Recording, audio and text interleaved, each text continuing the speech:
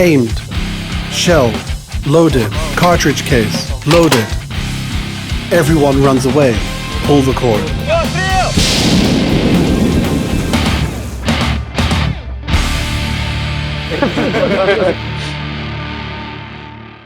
Yes?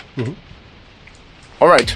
In this report, we're going to be working with the Artillery Brigade, and we're going to show you some artillery systems.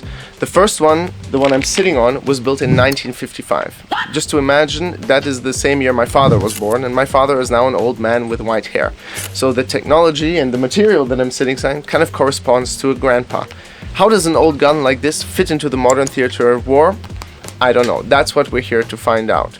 It's called D-20. It's the favorite gun of the Ukrainian commander-in-chief, by the way, Alexander Syrsky. The guys actually say that it's quite effective, that it rarely breaks. Also, we're going to film the M101, which is Western. We're going to compare those two systems used by the same brigade, see what the differences are in how they work, in what they are able to do.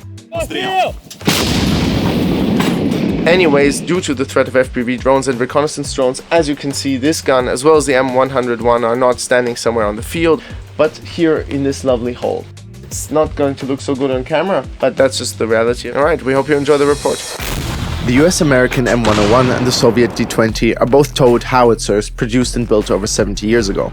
They were originally meant to fight each other, which they did, for example, in Vietnam, but in the Ukrainian armed forces, they are on the same side.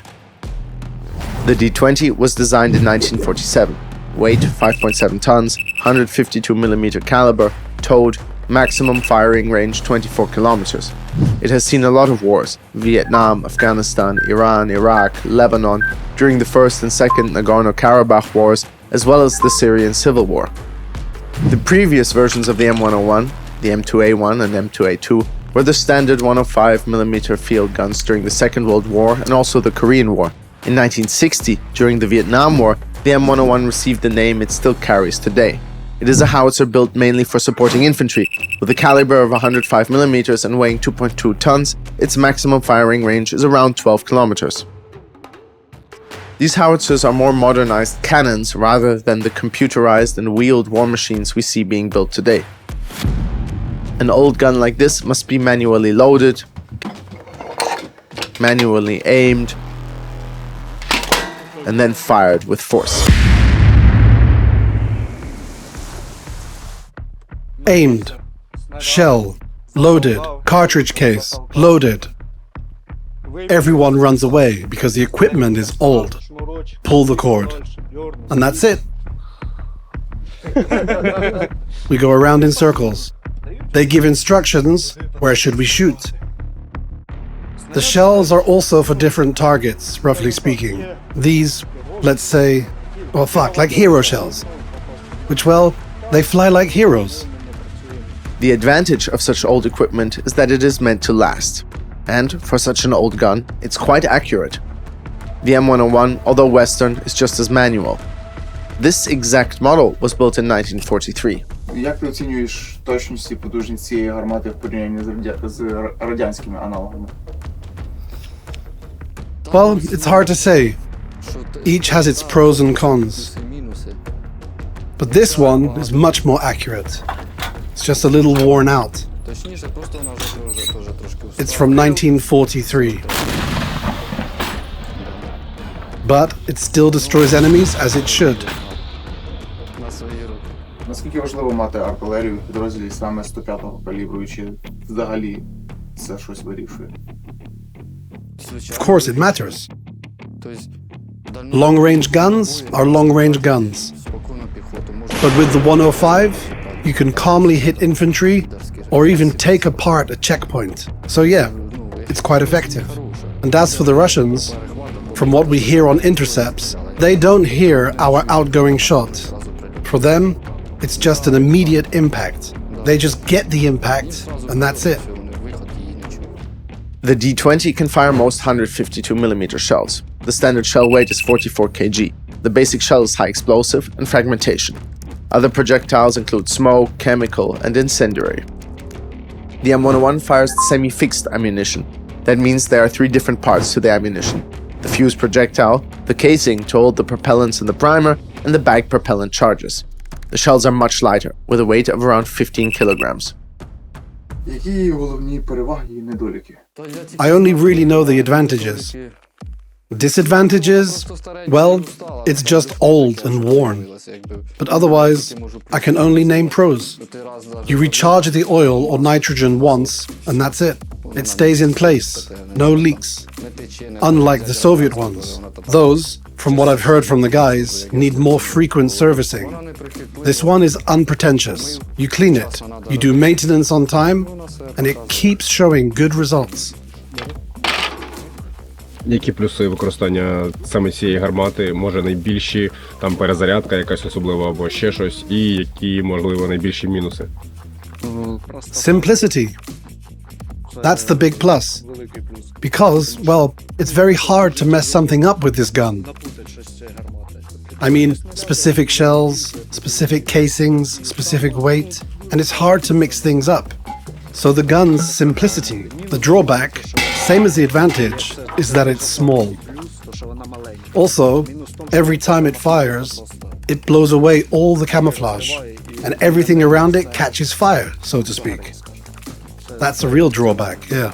Як змінилась роль артилерії через FPV, через те, як це розвилося зараз, типу, чи так само це важливо? The role of artillery doesn't change. I mean, soldiers in dugouts, I think artillery is still the easier way to get at them. FPVs, sure, they're more precise, but taking apart a proper bunker, something reinforced, artillery, I think, still does that better. The disadvantage of both the D-20 and the M101 is that they are difficult to maneuver. But since the threat of drones is so high that the guns have to stay hidden and dug in, that isn't really the primary issue. Anyway, for a howitzer to be effective, it requires a crew that knows what it is doing.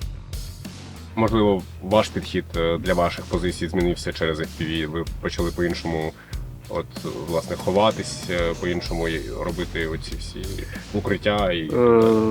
Of course it's changed. Розкажіть.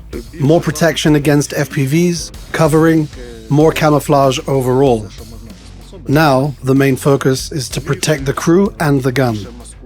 Nets, branches, anything you can use to stop drones from getting through. Plus, we also tried drone air defense. We tried to shoot them down. There's no way without it, because if they spot you, it's not even certain it'll be an FPV coming. Could be a grad or enemy artillery. If they spot you, that's really bad. Можливо, ти хочеш розказати про якусь історію, пов'язану з цією гарматою, яку потрібно розказати.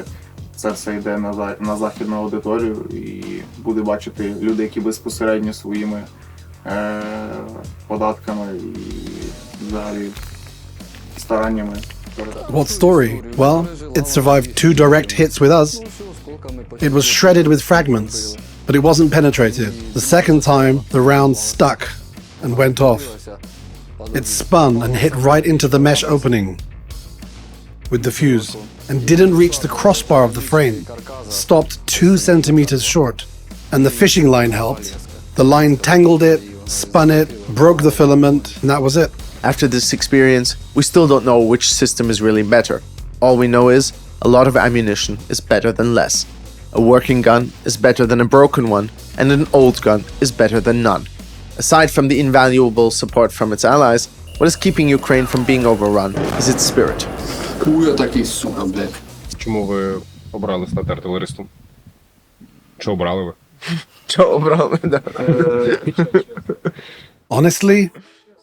Honestly, I came from infantry, got wounded, and as an infantryman, you do long marches. Marches first, hearing second. Then my eyesight started to go.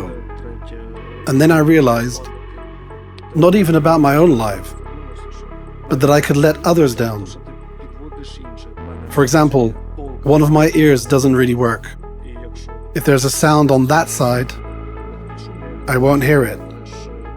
On infantry positions, that could be an enemy recon group, a saboteur, or any movement. I wouldn't hear it, and I'd endanger the whole group. So I figured it made sense to move a bit back, You're still doing your job. You still play a big role in this war. In infantry, I couldn't stay rationally.